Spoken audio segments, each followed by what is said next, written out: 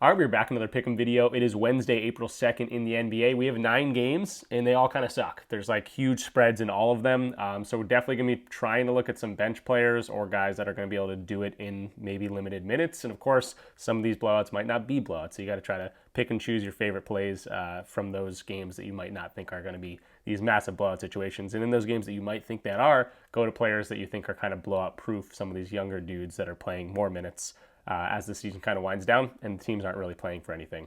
So yeah, that's going to do it for the intro. Let's get into the actual plays. We are going to go over the recap of yesterday's video picks. It was a 3-3 day. We talked about 6 plays. Yeah, spoiler alert, very much of a wash of a day, unfortunately. But we also made some mistakes I think we're going to improve on today. And then we're going to go into the injury news real quick, and then we will hop into the plays. So if that sounds cool, go ahead and leave the video a like, comment something down below, and subscribe if you're new, of course. All right, so jumping into the recap of yesterday's video picks. First of all, the last 4 videos, we are 9-10 in picks, which I'm not trying to strive for, but I'm also very transparent with you guys, and I'm going to show my wins and my losses. Obviously, we go on huge runs, just as like we go on some bad losing streaks, but usually the wins outweigh the losses here. And we're kind of just in a little bit of a rut the past 4 videos. So we're going to try to bounce back out of that. It's going to happen at some point. The NBA season is winding down. We are going to start doing playoffs. But then we got WNBA, going to be messing around with MLB as well. So excited about all this stuff to come. But here's the video picks from yesterday. We talked about Denny Advia over 13.5 rebounds assists. Absolutely crushed that triple-double in that game. He scored a million points too to get a 30-point triple-double. So hats off for Denny. He continues to be a beast. Kobe White over his 28.5 points and assists, crushed that line, so another good read there. Rudy Gobert, 12.5 rebounds and assists. Sure, he crept over, but they had double overtime that he didn't get to play in because he fouled out. So that was unfortunate, but again, you can't really put that into account anyway. He would have crushed that if he played in overtime, but he does creep over for us. We'll take that. There's pretty good value on the play as well. Then let's talk about the losses here. Brandon Podziemski over 13.5 points. I don't hate this read. But at the same time, I talked about in the video how I loved Steph Curry's matchup, and really the only reason I went away from it is because he had 2 stinkers against the Memphis Grizzlies earlier on in the year. The matchup was literally textbook perfect for Steph Curry. If I didn't look at those head-to-head matchups where he didn't play well, but he also didn't play many minutes, and one of the games was like a 50-point blowout. If I didn't look at that, I would have 100% gone to Steph Curry. Now, I wouldn't expect him to drop 50 and have 12 threes. But I did like Steph Curry's matchup, and then I was like, he didn't play well against him last time. I'm going to shy away and go to Brandon Podziemski, I think is the next best guy here, who played horribly. His motive is like, I was watching the game, because obviously Steph Curry is going crazy. You got to tune in. But Podziemski's like attitude for that game was so poor. Like, he just like looked like a pouty little, I don't even know, just like a pouty little boy out there, and just was not having fun out there until he had like a tip in to kind of get him the ceiling tip in there. Then he started showing like a smile or whatever, but he was playing angry. He wasn't shooting well. So that was just an unfortunate one. So like, I don't think I hate that read, but at the same time, just go with your gut. 2 bad games against the same team. You're not going to have 3 bad games very often unless it's a team that's really defending how you score the ball well. This is just not that case. Like a Trae Young against the Miami Heat, that's something we always go to because he has such a hard matchup. Steph Curry, 2 stinkers. One of them was a 50-point blowout. Kind of got to throw those out the window because he has such a good matchup on how these guys defend. And again, he was able to have 12 threes. So a little bit of a spiel there on Brandon Podziemski. I think it's a bad read on my part, and it's just kind of a learning possibility here to just be like, hey, trust your gut here. Just don't throw things out the window just because they had a bad game once before earlier on in the season. Ryan Dunn, another one here, 8.5 points. I don't hate this read, but at the same time, my favorite play in this game was Tyus Jones. And the only reason I didn't do it is because the downward trend in minutes. But Kevin Durant's not going to play this game. He literally went over in every single game without Kevin Durant. We saw his minutes get upticked a little bit. He played well, crushed this line easily. But I go to Ryan Dunn. He'd been playing pretty well, and I was kind of blinded by Ryan Dunn because he'd been playing so well. I didn't even look at guys like Grayson Allen or other guys like Gillespie that might have had a better matchup even, and just saw him and rolled with that. And I got to do a little bit more due diligence to dive into these other guys, even though Dunn's looked great. He could have got there for sure. I think he had the volume to get there. But these other guys might have had been better options.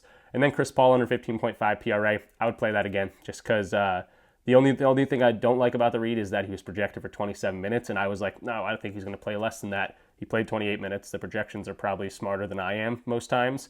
And even in the 28 minutes, it was a really tough matchup, and he hadn't been going over that a ton. So I don't hate the Chris Paul read, but again, maybe I should be more in tuned on these projections and not try to think that I'm smarter than them. So a little bit of a longer recap on the videos, but again, you got to get some learning curves in there. I'm not the best at this in the entire world. There's a lot of tools and things that help me become a smarter person in terms of betting, and you always got to live and learn. We're going to get better at this as we continue going on, even though we are pretty good at this. You got to give yourself some credit where it's credit's due. So last 4 days, kind of in a wash, 9 and 10. That's not what I'm striving for here. And again, we've been on huge runs if you've been with my channel before, and we're going to try to get back on that before the season goes out of here, and then really try to dive into the matchups for the playoffs, which is going to be a lot of fun to watch and bet on. But yeah, that's what we got going on for the recap. Sorry that was super long. Let's go into the injury news. I will try to go through it quicker than I typically do, but there's a ton of blowout situations, so we got to keep that in mind. Then we will start diving into plays. All right, so jumping into RotoWire to start talking about some injury news real quick before we go into the actual plays. The last thing I will say is just remember to enjoy sports. I do this as entertainment. I know a lot of people are kind of just probably looking at their phones, putting down bets and just seeing those numbers hit green or red and getting mad at players, and you don't even really tune in. For me, sports betting is just to make sports more entertaining, and I realized, hey, I'm pretty good at this and I love sports. I'm going to be able to watch these games and have some more incentive to make some money on top of this and make some other people happy at the same time. We had an awesome day in the NBA yesterday, and sure, we didn't have the best day in video picks with 3-3. Sure, a wash. We didn't end up losing money. We didn't end up winning any money. But at the same time, we saw Jokic go for a 60-point triple-double in a double overtime game against a team that knocked him out of the playoffs last year. We saw Steph Curry go for 12 threes. He had a 50-piece in a really close game against the Memphis Grizzlies, or another team in the West battling for playoff contention. If you're betting on MLB players to hit, in their at-bats or whatever, maybe tune into their at-bats, or whether you got the sports cast going and you get to see the little, action figure on the MLB network and you just say, oh, in-play runs, let's go. Just remember to enjoy sports at the end of the day. I do this for entertainment. It's not some crazy thing that I'm like, oh my God, I need to get my bets down because I need to make money, blah, blah, blah. Sure, it's fun on top of that, but it's entertainment. Enjoy sports while you're doing this. That's kind of my biggest note here. And I think I'm getting a little bit more sentimental in today's video, but I do want to just point that out because this is entertainment at the end of the day for me, and we have a great opportunity to make some money while being entertained by these sports players and games. So that's my one note for you guys. But besides all that, let's actually talk about the injury news so we can actually start talking about some plays. And I'm going to try to breeze through this as quickly as possible. I know I say that a lot, but I don't want this video to be a million years long. So let's go for it. So the Knicks and the Cavs, this is an 11-point spread. Just keep that in mind. The Cavs are at home. No Ty Jerome for this team. And a pick and roll ball handling defense is very weak. So guys like Donovan Mitchell, Darius Garland, probably the main guys I'm going to be looking at here. On the Knicks side of things, we have a bunch of game time decisions. So namely, Miles McBride, Deuce McBride, so Cam Payne, also game time decision. So those guys like Kolek off the bench, not as good to look at here. But we also don't know if they're going to play or not. So if these guys do play, I think that might be hurt the scoring potential for OG, for Mikal Bridges, who have been really good. And we also don't know, obviously, if Towns is going to play, which is going to be a huge factor here. Josh Hart rebounding, assisting might be one of the better moves to look at here, because I think it's a little less volatile for a guy like Josh Hart to grab some rebounds, especially if Towns is in there. I think that might even actually help him. And this is a back-to-back situation. Mitchell Robinson not in the injury report right now, but I wouldn't be surprised if he randomly pops up on the injury report. So just keep that in mind. 11-point spread, not my favorite game to look at in the world here, but I do like Darius Garland and Donovan Mitchell in terms of that pick-and-roll ball-handling defense that we know is weak for the Knicks. Then we got Charlotte and Indiana. Miles McBride. Miles Bridges is going to be a game time decision, but probable. Nick Smith Jr., another one that's probably probable here. Mark Williams in a pretty good matchup against the Indiana Pacers. And we also might see no Miles Turner, Ben McMatherin, another game time decision. So a couple injuries we need to keep into account, but a better game maybe to look at if you're going to look at some overs in the first half or something like that. But again, keep this in mind, 14.5-point spread. You don't want a huge blowout situation ruining some of these guys' minutes. You can check out the projected minutes right now. No LaMelo Ball for the rest of the season. Definitely some boosted minutes for some of these guys. But at the same time, maybe look at someone that is a little bit more blowout proof, like a Josh Green or a KJ Simpson. Some of these younger guys that might get more minutes, like a Daquan Jeffries, in the instance that this is a blowout situation. So Indiana and Charlotte, another one that's kind of weird, 14-point spread, and that's going to be the theme of today. 13-point spread for Washington and Sacramento. Alex Sarr against Domantas Sabonis, projected for a lot of minutes, 31 projected minutes. Bob Carrington also projected for a lot of minutes. Jordan Poole's minutes are all over the place. He'll shoot a million times when the time he's on the court, but if he's not shooting well, he's going to have a complete stinker. But at the same time, he might have 35 points like he did the other day in those limited minutes just because he shot really well. Sacramento, not the best defense in the world for them. Not too much injury news to talk about, so they're relatively healthy. We know that centers dominate this Washington Wizards team. A lot of guys are going to be in a situation to be able to score the ball against this team, and we've gone to rebounding centers versus the Washington Wizards pretty much all year. We did that for Bam Adebayo the other day. We talked about Khalil Ware in that instance. They both went over their lines. So a guy like DeMar DeRozan, a guy like Sabonis rebounding, even scoring a little bit, assisting the ball, whatever you want to look at, is going to be a great spot here. I'm sure his lines are going to be pretty inflated, though. So just keep that in mind. 13-point spread. Nothing too crazy in this one. But again, I want to look at Sabonis against the Wizards because he's a rebounding center. Miami and Boston, this is a 10-point spread. Boston's cruising right now. They just won 6 straight games on the road for the first time ever, which is kind of crazy. But at the same time, there's not a lot of 6-game road trips that happen throughout a season, maybe once a season, maybe even less. Pelle Larsson is a guy that I would want to look at. I think he's blowout proof, projected for 28 minutes. This is a very tough defense in Boston, but if he's going to get 28 minutes on the court, I'm very curious to see where his lines are. And then they have a lot of history, so maybe this is a closer game than we think. 10.5 points. Again, if it's a 10-point game in the fourth quarter, that's not a blowout situation. At the same time, Boston might go crazy from 3. They're rolling right now. If we see a 20-point lead, that's when we start losing minutes from guys like Bam Adebayo, Tyler Hero. We'll see what happens there. And at the same time, a ton of game time decisions for this Boston team. Jaylen Brown, Porzingis, Drew Holiday. They've been missing one guy at least for a lot of these games, namely Jaylen Brown with that knee injury. Wouldn't be surprised if one of those guys sits, and then we get a closer spread in a closer game. Then we got Utah and Houston, 17.5-point spread, but at the same time, a lot of guys in a good situation to score against this Utah team. Walker Kessler is in here, so the Filipowski wagon isn't as good. But again, Keontae George is my main guy I'd want to look at here. Houston's defense is really good at defending spot-up shooters, but if a guy like Keontae George, who can handle the pick-and-roll defense a little bit more and score in that way, might be the better look here. Collier is a guy that's been very close to his lines, hit-or-miss kind of guy. In the middle of the season, he was kind of a guy you could really trust to get some assists, but very hard matchup for him. And at the same time, 17.5-point spread. Maybe Houston comes out there and absolutely crushes these guys, especially coming off a loss, I think, to the Lakers, something like that, in a Western Conference battle here. So they need a win. They're trying to lock up that second seed, and maybe they come out there and destroy these guys. It's hard to choose who's going to score on Houston right now just because they got a lot of scorers, and again, tough defense, but you also talk about potential loss in minutes if there is a blowout situation. Then we got the Hawks and the Mavericks. This is a back-to-back situation for the Hawks, so just keep that in mind. It's also the closest spread of the night, so we might get some potential in here just based on the minutes that we could see, normal minutes potentially in this game if it does stay close. Anthony Davis is going to be a game time decision, but probable should be ready to go. We got limited minutes for Daniel Gafford last time. He should be ready to go, projected for probably 20 minutes. Yeah, 21 minutes. We also have Derek Lively, game time decision, so should be returning soon. So they're getting a little bit healthier. Obviously, no Kyrie for the rest of the season, but in terms of their big men, we got PJ Washington there, we got Anthony Davis, we got Daniel Gafford. So maybe a better defensive scheme that they got going on. And at the same time, Trae Young, probable, always probable, should be ready to go even in the back-to-back. And he's been a machine. He's been scoring really well. He's been assisting really well, so just got to keep that in mind. Against tougher defenses, against weaker defenses, he's been able to crush his lines in a lot of these, especially in the assist department, but I assume his assist line is going to be probably pretty high. So could be some value here just because of the minutes, a closer matchup, and we could see normal minutes from these guys. So just keep an eye on those normal guys, the Trae Youngs, the Daniels, the Okongus of the world, even Ricochet at the end of the season, kind of making a push for that potential Rookie of the Year situation, which is kind of still up in the air, which is kind of crazy. Dallas side of things, again, you got a new team here. Spencer Dinwiddie's been really good in the time he's been getting in the court, and more big men. It's just going to be more opportunities to get some lob threats, especially against a weak defense here in Atlanta. So I'd want to probably look at an assist potential here for someone like Dinwiddie. San Antonio and Denver, we got a 9-point spread. Denver is on a back-to-back here, one of those teams. I wouldn't be surprised if a lot of these guys, or maybe not a lot of these guys, but some guys do sit in this situation. Double overtime game. Now they get the Spurs here. Nikola Jokic is a guy that's missed a lot of time, so not going to be too crazy if Denver ends up randomly sitting some of these guys later on in the day. So I'm kind of staying away from this game altogether. On the San Antonio side of things, Sohan is going to be a doubtful tag here, so they're going to have to run, oops, that's the wrong thing I want to put. They're going to have to run Biyombo as much as they can, 22 projected minutes for him, and then you're going to have some small ball lineups going out there as well against this Nuggets team. So if Jokic plays, really good situation for him to dominate. 9.5-point spread, not the biggest spread in the world, but at the same time, Denver could be in a good situation to really score some points. Jamal Murray was the guy that didn't play yesterday, so he should be ready to go and go out there and play. But again, double overtime game, back-to-back situation. Would not be surprised if some of these guys do end up sitting. Detroit and OKC, 13.5-point spread. Probably no Cade Cunningham, which sucks because this could be an interesting matchup, battle of the defensive squads. 232 is the point total.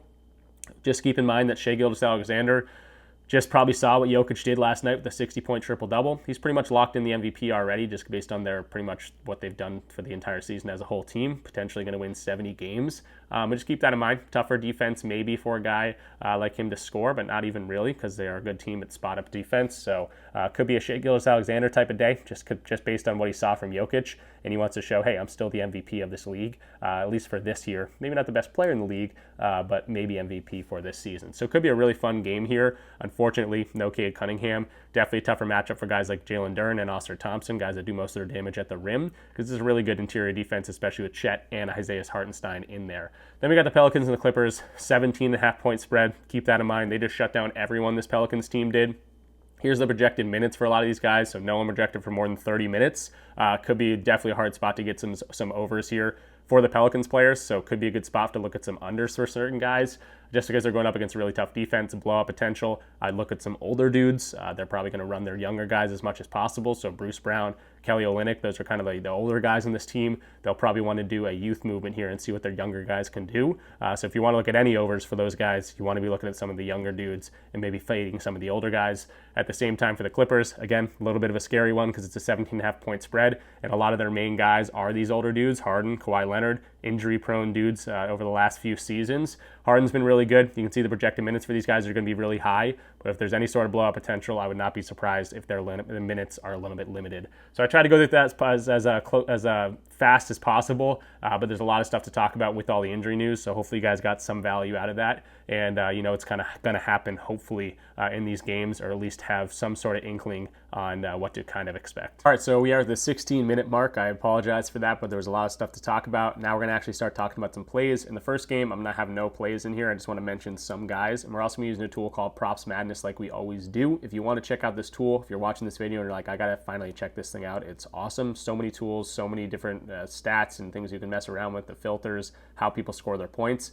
You can check it out for a free week using my link in the description down below. It's code RICH when you do that. You get the free week, you get 25% off your first month or your first year. And again, yes, they do have WNBA, which I'm very excited to use this for. And in this first game, the Hornets and the Pacers, I have nothing for us, but the only guy I might want to look at is a Josh Green over 6.5 points. Because of the ball situation here, I can't really look at guys like Miles Bridges or Mark Williams, just because in games they've lost by 10 points, even without LaMelo Ball in the court. Their hit rates on this is not very good, and this is a 15.5-point spread. So just keep that in mind. If it's a blowout situation, it's going to be harder for these guys to get their points. Josh Green at 6.5 points, that's not very high, and he's also got the best hit rate when they lose games by 10-plus points. If you go to that, 10-plus points, it's a 48% hit rate. You take LaMelo Ball out of the equation, he's got a 53% hit rate. Still not my favorite thing in the world. Matchup very mediocre, but similar types of players are going over their lines. Very weak in that right corner where he shoots a lot of his shots. 21% of his shots come from there. For some reason, they're good at the left corner, but not the right corner. So Josh Green at 6.5 points, something that intrigues me a little bit.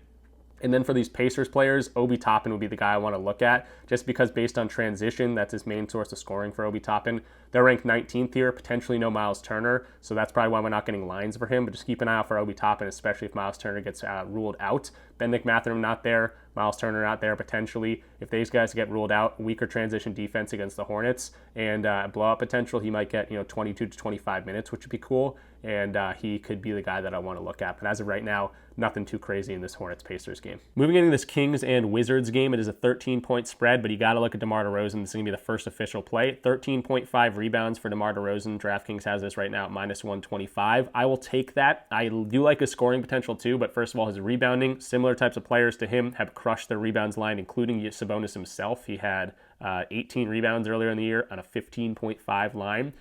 Wizards just give up a ton of rebounds to rebounding centers, and he crushed these guys already. That was also like a 23-point game. We can actually look at it right here. 23-point game, he played 32 minutes in that game. That's kind of what I expect probably tonight too. If it stays closer, sure, that's great. More minutes on the court, but he was able to dominate that. 29 rebound chances here. The scoring also is here. He had 29 points in that game.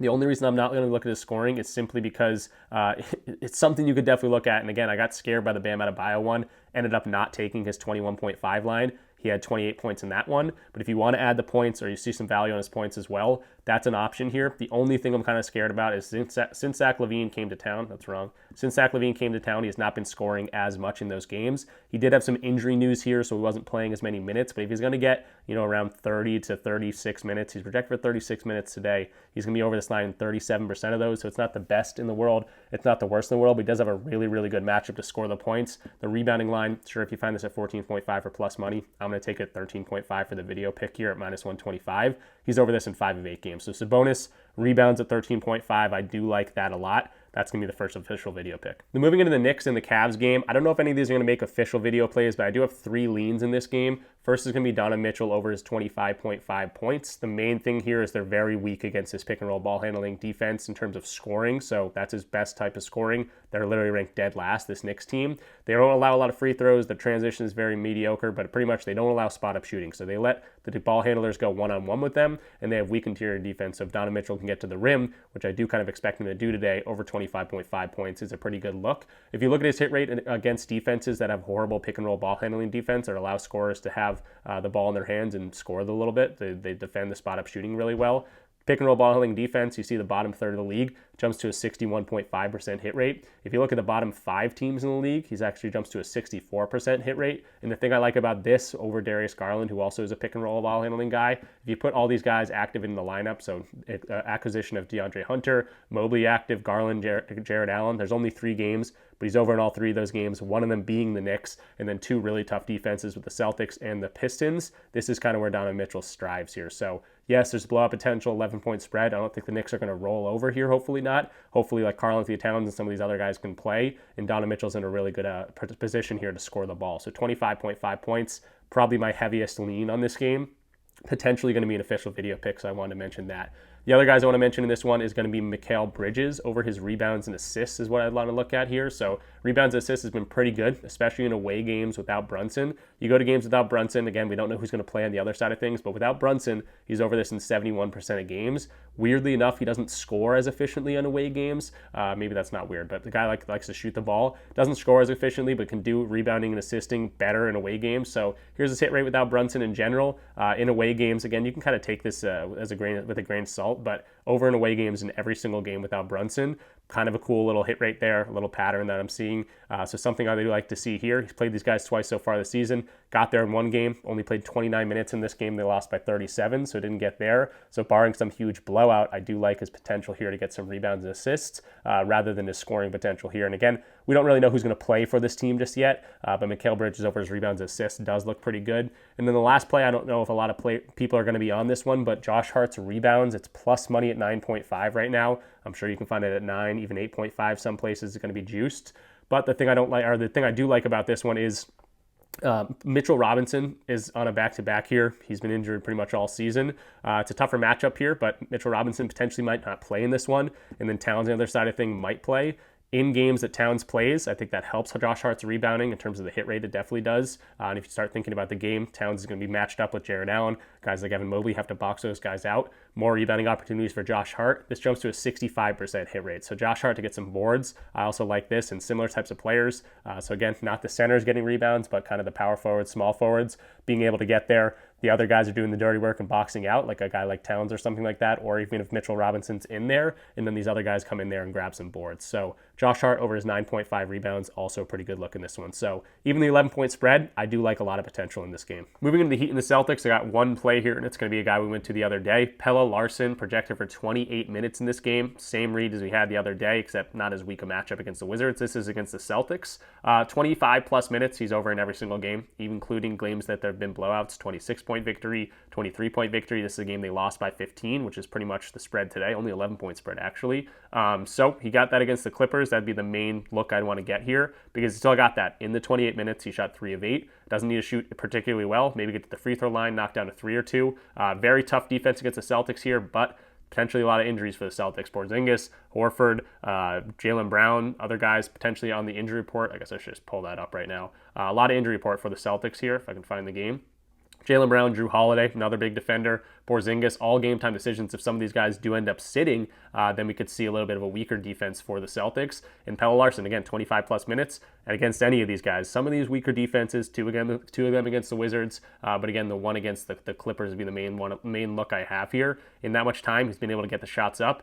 28 minutes. If it's a blowout, I think he's blowout proof. And yes, again, tough defense, but similar types of players going over their lines pretty consistently against this Celtics team. So we don't need too much. 8.5 points. I think that's something to go with. Value play too, because it's like a minus 104 right now on FanDuel. We'll take that value. Can he continue the streak of going over in that much time? I think so. He shoots decent amount of time, 6, 8, 11, 8, 11, 13 shots. That's enough to get us 9 points, I think, especially if you can get to the free throw line or something weird like that. And if the Celtics are missing some guys, I like this read even a little bit better. So Pelle Larsson, that's the play I only got in this Celtics Heat game as of right now. Quickly touching on this Jazz and Rockets game, I think there might be some value. I'm just not going to pull the trigger on it just because the 17-point spread is scaring me a little bit. I wanted to get some unders for the Rockets, but they're running an eight-person rotation. There's a lot of different players that could score. So like Dylan Brooks is one of the players I was potentially looking at under here. Stayed under in both the games so far this year, including a game just a few weeks ago. I guess like a week ago here. Played 28 minutes, shot 4 of 9, didn't shoot a particularly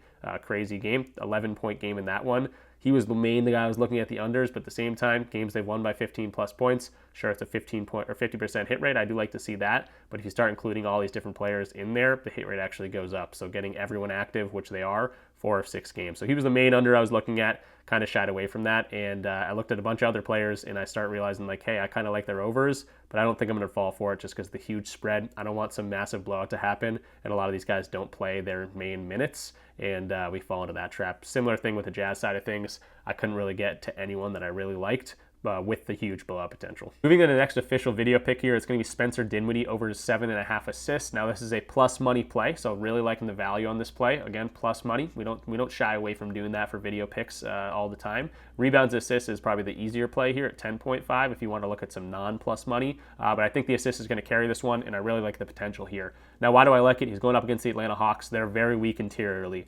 27th ranked in terms of that restricted area defense. That's where his most assists come from. 38% of assists come right there. And if you look at the injury report here, we're going to get Anthony Davis in limited minutes. We're going to get Daniel Gafford here, potentially Derek Lively, and PJ Washington's in here. They're not a very good spot-up defense either, as you can see that. 21% or 21st rank in terms of spot-up. So weak spot-up defense, weak interior defense. A guy like Spencer Dinwiddie that's going to be running the offense. Really like the potential here to chip in with some assists. So like what I'm seeing here, he's projected for 31 minutes in this game, so going to 28 plus minutes in games he's just playing with AD. We only get 3 games, but he's over in all 3 of those in similar types of defenses. So dominant assist zone, all very weak here. So this is a 27th rank. The Nets were 26th ranked, and the Chicago Bulls were 30th ranked. So all very weak defenses. They were able to take advantage of that in that situation, or the Dinwiddie was. So really like what I'm seeing in the head-to-head, or I guess not head-to-head, the similar types of matchup we got going on with AD in the lineup with that much time on the court. I think Dinwiddie will be able to dominate some assists. I probably ladder this up to 10 plus assists, to be totally honest. Moving into the Pistons and the Thunder here, I actually do have a play I like. First of all, Shai just up here. You got to look at his points. He's probably looking at what Jokic did last night, and he's got to score some points. Pick and roll ball handling, free throw merchant, should be able to get to the line. Similar types of players, all going over against their line. And he dropped 48 on this team last time. No Cade Cunningham, definitely some blowout risk to potential 13-point spread right now. They won this game by 6. He played 38 minutes. You got to take a look at Shai just from what Jokic did last night. So definitely a lean in my book. Then we got Jalen Duren. Now, if this guy goes over, I don't know what to do. I don't think I'll ever bet on him again because I don't have a good read on him. He has a really tough matchup here. Scoring interiorly, that's where 85% of his points come from. They're ranked number 2 here. Similar types of players, including him himself. This is March 15th, not too long ago, about 2 weeks ago, 3 weeks ago, whatever. He had 8 points there. So tough matchup here. No Cade Cunningham is going to be, I think, a dud for him, or a bad thing for him. No Cade Cunningham, he's only over this in 3 of 9 games. You can also look at games, dominant scoring zone, that restricted area defense. They're ranked number 2, top 10 defenses. He's only over this in 6 of 20 games. Sure, he gets close, and it scares me a little bit that I had this exact same read against the Cavs. He was able to get 16 points in that matchup. They actually won that game by 11. But if the Thunder come out there and smoke these guys, again, 13-point spread in favor of the OKC Thunder. Maybe he gets smacked around. Maybe he gets in foul trouble. Maybe Shai's doing his thing and getting to the free throw line a million times. We know Duren likes to hack. A lot of good things pointing towards the under here rather than the over here. The only thing that might scare me is the putbacks. If he gets like 3 offensive boards and gets some putbacks, maybe that's where he scores a little bit and can go over. But there's blowout potential here. Horrible matchup for him. Foul Merchant and Shai Gilgeous-Alexander playing against him, and Jalen Duren gets into foul trouble a decent amount. No Cade Cunningham. A lot of things pointing towards the under here, so this will be an official video pick. And if he goes over, I think I'll be like 0 for 4 on Jalen Duren picks. He just doesn't like to do what I predict him to do, to be totally honest. But I'm really liking this one more than any of the other ones. So under 13.5 points for Duren. And then moving into the final game and the final play of the day, you got to look at some Pelicans. I think it's a great opportunity for some unders here. I think there's a good opportunity to score some points for some of these guys. Kawhi at 22.5 points in a very, very good matchup. Definitely a lean in my book. I want to point that out. Huge blowout situation here. He's probably the first guy to lose some minutes if it gets out of hand quickly. I don't know if he played these guys already. Yeah, he played these guys already. They did lose that game. He played 36 minutes, but he had 29 points. It's a perfect matchup for Kawhi, so just keep that in mind. 22.5, it keeps coming out at that. He keeps going over this. Tough matchup here against the Magic. He didn't get there, but got close. So even in limited minutes against a horrible defense, the team that's pretty much losing everyone, they lost all their main guys, all their starters for the entire year. So Kawhi at 22.5 points, definitely someone you got to look at. And again, yes, he's probably a guy that loses some minutes, but I think he also is someone they want to get cooking for the playoffs, and he has been doing that. So maybe gets a lot of shots up early and takes advantage of this really weak defense. So Kawhi, definitely a lean here. Maybe an official pick here is going to be Kelly Olynyk on the under. I like this potential for him. It's at 11.5. You actually can find this at Bet River at 12.5, so obviously some better value there. But I don't mind at 11.5 for minus 112 value on FanDuel or wherever you can find it for the best value here, just because of the blowout potential. There's a 17-point blowout here. I don't think I'd take Kelly Olynyk's. I mean, you totally could. I guess I was going to say you don't take Kelly Olynyk's under with Kawhi Leonard's over, because then you're kind of rooting for a blowout for Kelly, but not rooting for a blowout for Kawhi. But I do like both these reads. I think Kawhi can get there in a blowout situation. You see some of these games he's going over. They won this one by 32. They won this one by 13, by 20, by 35. So he is able to do that in these blowout situations. And again, really good matchup here for Kawhi. So actually Kawhi, I was talking about, when I was looking at this earlier, I was like, I'm scared a little bit. I think this is going to be an official video pick because I do really like his matchup here, and it makes sense now. I kind of said it out loud. They probably want to unleash him for the playoffs, so maybe they don't drill him into the ground in terms of minutes played, but maybe get him a lot of shots early in this game. And then going back to Kelly Olynyk, under the 11.5 points. You see the games he's going over. 20 minutes in this one, sure. Okay, he got there. Very efficient shooting, 5 and 9. Got to the free throw line. He got over in this game, played 30 minutes. They won that game by 13. Played 30 minutes here. They won that game by 4. They lost this game by 4. He played 31 minutes. So the games he's going over, he's playing 30-plus minutes. He's projected for 27 minutes in this game, but they're also projected to lose by a ton of points, 17.5-point spread. So this one's out of hand early. Kelly Olynyk will lose some of those minutes. And games he's playing, he's projected for 27 minutes in this game. Game he's playing 25 to 29 minutes, so not getting to that 30 mark. And the 30 mark's big for him. So 25 to 29 minutes, he's only over this in 2 of 9 games. And then you talk about the defense of the Clippers, very tough matchup for him. So Kelly Olynyk under 11.5 points. I do like that play, and I talked myself into making the Kawhi Leonard play at 22.5, another official video pick here. All right, so jumping into the recap of the video, I got 4 official plays down here. We talked about more than that, to be totally honest. We also talked about a bunch of different leans. We were talking about Donovan Mitchell, Shai Gilgeous-Alexander, Kelly Olynyk's under, Pelle Larsson, things like that. We talked about a bunch of different plays here, so highly recommend going in and watching the whole video if you did just skip to this part just to look at the recap here, because I think there's more really good plays out there that we did touch upon and kind of deep dive into. But the official plays here, Domantas Sabonis over 13.5 rebounds. You got to look at his points too if you find some value on that, because it's this Wizards team. Watch out for the blowout situation, but rebounding centers versus the Wizards absolutely dominate. Spencer Dinwiddie over 7.5 assists. This is a plus money play, so great value on this. You could also look at his 10.5 rebounds and assists. Jalen Duren under his 13.5 points. If I get this one wrong, I don't think I can bet on Jalen Duren anymore because he keeps going the opposite of what I think. But we talked about plenty of different things that really favor the under here rather than the over. So that's why we're taking it at 13.5 on the under. And then Kawhi Leonard over 22.5 points. I really like his matchup. I think he's going to shoot out of the gates. I think they're going to get him a lot of volume right off the bat. Very, very, skeleton crew, I guess you want to call it, for the Pelicans squad. So it could be a blowout situation, but at the same time, I think Kawhi could get there early on in this game. He had 25 points in a game we went to, 25 points at halftime, the game we went to him the other day, and maybe we could see something similar to that in this situation here. So here's the 4 official video picks. Again, we talked about a whole bunch of them throughout this video. It is a longer one, kind of deep dove into each and every game. So hopefully you guys got some value out of this. If you did make it this far in the video, I'd appreciate if you go ahead and leave that video a like. Just tells YouTube to push this video out a little bit more, and also just reassuring to me that you guys do like these videos. Leave a comment down below. Also, anyone that leaves a comment, I do read them. I do respond to them. I appreciate all of those. And of course, subscribe if you are new. We just passed 16,000 subscribers, on our way to 20,000, be the next milestone that I'm really excited about. And I appreciate everyone doing that. There's a bunch of links in my description of this video. If you want to sign up for PrizePicks, Underdog, Sleeper, Parlay Play, any of those different platforms using my code, it's a great way to support the channel, but also a great way to get into my Discord for a free month. We do have a community aspect over here. I'm one of the cheapest in the industry for sure, where you get access to all my plays, all my slips on a lot of those DFS platforms, but also the straight bets. But you also get access to a really fun community. Other people that I trust, I call them my seasoned chefs. They have their own channels in the Discord, so you get access to all their plays. You can share your own slips. You can talk to the community. Sometimes we're just shooting the shit and just talking to each other and having a good time. And obviously roasting players that don't come through for us. But we all understand that this is a long-term game. We're not going to win every single day, and we definitely celebrate our wins together. So you get the community aspect, like-minded people all putting their heads together, trying to beat the books together. But of course, you get access to all my plays. So definitely check out the link in the description down below. It is a DubClub link. You sign up through DubClub, and then you get the connect your DubClub account to your Discord account to get the access. And if you want to get in for free, again, it's all listed down below how to get in for free. So thanks for watching. Sorry for the longer video. I know people always say don't say sorry for a longer video. We talked about a lot of good stuff in this one. Hopefully we have a good day. Be careful of the blowouts today. So I'm kind of going a little heavier than maybe I should be, but I also see a lot of value in today's slate. So I'll see you guys in the next one. Thanks for watching. Peace out.